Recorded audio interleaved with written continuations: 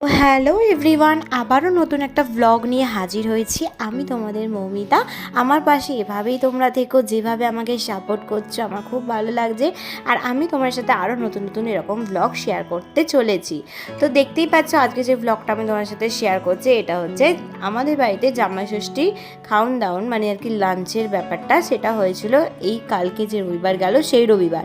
তো সেই ব্লগ আজকে আমি তোমার সাথে শেয়ার করতে চলেছি। এখানে দেখো আমার মা আমার উপর রাগ করেছে, আমি মাকে ডাকছি, মা একবার আমার ক্যামেরার দিকে তাকাও, কিন্তু আমার মা ক্যামেরার দিকে তাকাচ্ছে না। দেখো আমার মা এত রাগ করেছে, তারপরে দেখো একবার তাকিয়ে আবার মুখটা ঘুরিয়ে নিল। তো চলো কী কী প্রিপারেশান চলছে সবটাই তোমার সাথে শেয়ার করছি। এখানে দেখো 5 রকমের ভাজা হয়ে গেছে, চাটনি হয়ে গেছে, আর আমি এখানে ঢং করে আমার একটু ক্লিপ নিয়ে নিলাম। তারপরে দেখো আমি বসে গেছিলাম কাজে, আর আমি করছিলাম ফিঙ্গারটা রেডি। এটা ছিল চিকেন ফিঙ্গার। হ্যাঁ হ্যাঁ, তোমরা হয়তো ভাববে যে ফিশ ফিঙ্গার না করে চিকেন ফিঙ্গার কেন, কারণ কি ফিশের অনেক রকমের আইটেম হয়েছিল, তো চিকেনের সেরকম কিছু আইটেম ছিল না, তো তার জন্য চিকেন ফিঙ্গারটাই করেছি। আর এখানে দেখো মাছ নিয়ে এসছে, চিংড়ি মাছ আছে, পাবদা মাছ, পমফ্রেট মাছ, আর এখানে আছে মাছের মাথা, কাতলা মাছের। আর এখানে দেখো ফ্রাইড রাইসটার জন্য সে সবজিগুলো সব কিছু ভেজে রেডি করার জন্য এখানে কড়াতে বসিয়ে দিয়েছি। আর এখানে দেখো লাল নোটে শাক হচ্ছে। আমি একটু শাক অতটাও খুব একটা চিনি না, তো ভুলভাল বলে ফেলি, তো সেটাই গুলিয়ে ফেলছিলাম। আর এখানে দেখো আমার বৌমণি এখানে চিংড়ি মালাইকারিটা তখন করছিল। খুব একটা বেশি সব কিছু ভিডিও ক্লিপ নিতে পারিনি, এত ব্যস্ততার মাঝখানে দুজন মিলেই আর কি রান্নাটা কমপ্লিট করার চেষ্টা করেছি।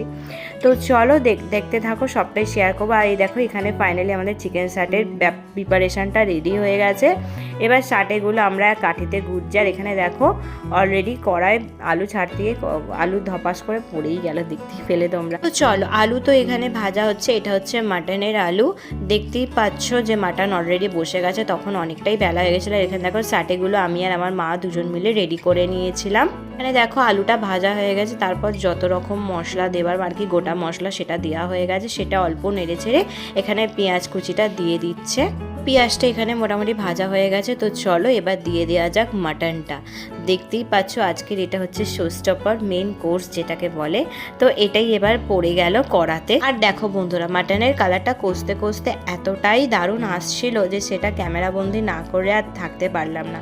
আর এখন আমি এডিট করতে বসেছি, এখনই যেন আমার লোভ লাগছে যে মাটনটা যদি আর একবার হতো।